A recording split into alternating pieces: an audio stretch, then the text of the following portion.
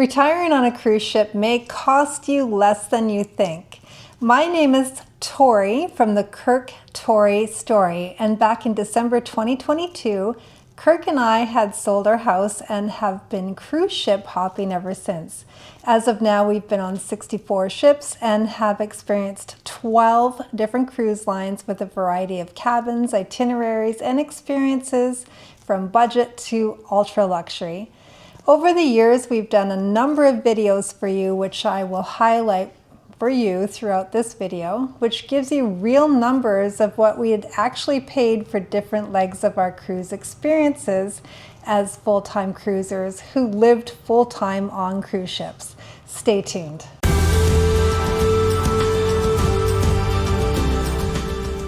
Retiring on a cruise ship might sound like a luxury only the wealthy can afford, but I'm here to show you that it's more accessible than you think.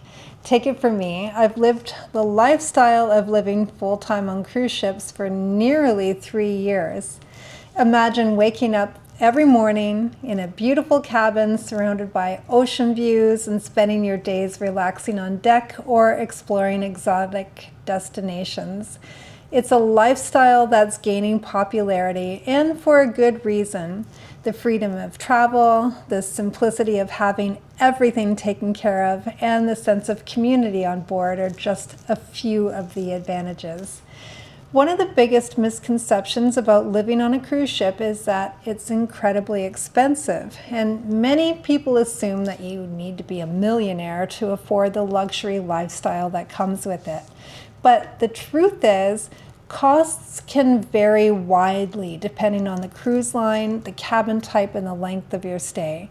Some people might be surprised to find out that they can live comfortably on a cruise ship for less than they spend on land. For instance, think about all the expenses that you have on land. There's housing, food, transportation, and entertainment. And on a cruise ship, many of these costs are bundled into one convenient package. I had done a video about how much does it cost to live on a cruise ship, and I completely break down the numbers for you. Of course, all the numbers can fluctuate based on your itinerary, the type of cabin, and any extras that you need, but I do encourage you to watch it to get a full idea of the real costs of cruising full-time. Also, I would like to invite you to watch a video that I had made earlier in the year about why we had decided to live on cruise ships for over 2 years at that time and why we continue to do so. In there, it will give you a bit more of our backstory if you don't know, or if you're curious about our experiences.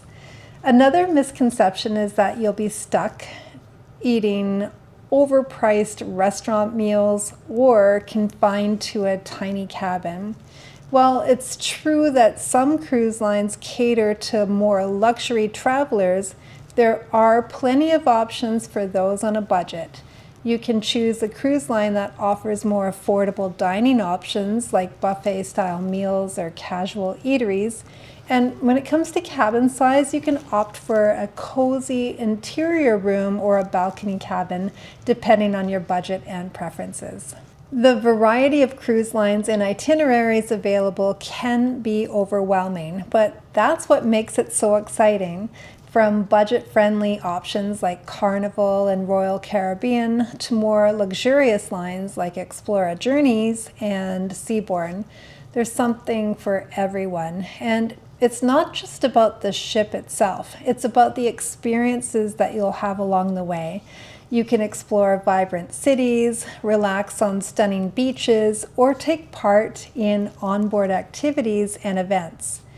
Let's talk about our real-life example. So, Kirk and I have successfully made the transition to a cruise ship lifestyle, and we're living proof that it is possible. We have also met several other people who have done this successfully as well. Some people have completely sold their house to make it happen. Others have their home rented out to make this happen. Some people live off investment properties where the rent basically has paid for the lifestyle that they're living. And in each of these cases, they now spend their days exploring new destinations, making friends with fellow passengers, and enjoying the simple pleasures in life. And these kind of stories, including ours, are examples of how this lifestyle can be more affordable and fulfilling than traditional retirement. If you're considering this lifestyle, there are several things to keep in mind.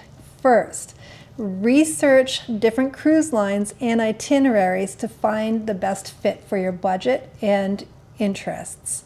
Consider working with a travel agent who specializes in cruises to help you navigate the process. And think carefully about expenses and how they'll fit into your cruise ship budget. I have personally planned all of our cruises, so we ship hop from one cruise to the next. So you have to plan all of it. You have to figure out what happens at the end of your cruise. Where will you go next? Are you going to stay at the same cruise port and catch another ship? Does that next ship come in on the same day? And if not, where are you going to stay for the day and the night while you wait? Or do you have to go to another port? How are you going to get there? On the other hand, I know that there are also many other retired people who literally just stay on the exact same ship and just go wherever the ship goes without changing ships at all. The only downside to that, in my opinion, is that you could end up doing the same itinerary over and over and not really benefiting from the whole idea of traveling the entire world, though. To make this lifestyle feasible, here are some budget ideas. So, number one, be flexible with your biggest and most important cruise travel dates and consider sailing during the off-season when prices tend to be lower. So look for special promotions and discounts that can help you save more. And don't be afraid to think outside of the box. Consider staying on a smaller ship or taking a repositioning cruise to get a better deal. One thing that we do, which has really helped us to make sure that we're saving money and going to where we want to go, is to choose that most important, biggest cruise that you can't miss first. Then you work from there. So, this is a fake example. This isn't real, but it's an example on how you would do it. So let's say, for example, you want to do a cruise in South America, and the cruise that you want to do begins in Los Angeles on June 1st and ends in Buenos Aires on June 30th. So in that case, the first thing I would do is to see what ships will be docked on June 1st in Los Angeles and where are they coming from. So I would look at the price and itinerary and see if that is something that we would like to do. So maybe I would come from a Panama Canal cruise, for example, that ends in Los Angeles on June 1st and say, yes, that fits the budget, so I can connect that ship and not have to pay for things like hotel or food in between or an Uber or whatever, as I would literally be going from one ship to another. Then I would do the same thing on the other end. I would see what other ships are in port in Buenos Aires on June 30th and do the same thing. It does take a lot of work and planning, but it can be done. This is one of the reasons that I've also decided to become a cruise travel agent myself. I decided I definitely have the experience and the know-how in deciding which ships to take. So I suggest that you look for a travel agent who is experienced as well. All in all, retiring on a cruise ship doesn't have to break the bank. With some careful planning, research, and creativity, you can live a fulfilling and affordable lifestyle at sea. You could save a lot of money by doing the repositioning cruises, like I had said, or staying in an interior cabin, or finding a great travel agent who can give you great deals. Remember to check out the other videos that I have done that go over the real numbers of living on cruise ships full time. I've also created a video with a questionnaire that you could try answering to see if this is even the kind of lifestyle for you or not. And if you've enjoyed this video, please be sure to check out our other videos on travel and lifestyle. And if you have any questions or comments, or even a cruise itinerary question, or you want me to help you book something, I'd love to hear from you. So leave your questions and comments in the comments section below. And thank you so much for watching. Don't forget to subscribe, and we'll see you in the next video.